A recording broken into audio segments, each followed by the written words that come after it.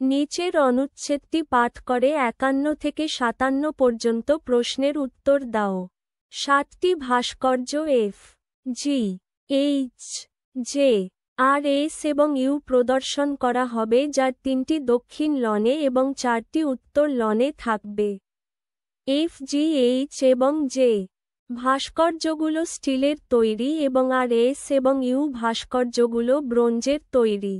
প্রদর্শনটি নিম্নোক্ত শর্ত পূরণ করে করা হবে।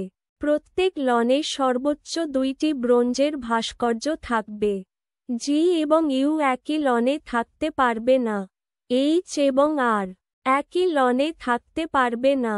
ইউ এবং আর উত্তর লনে প্রদর্শিত হলে নিচের কোনটি দক্ষিণ লনে প্রদর্শিত হবে?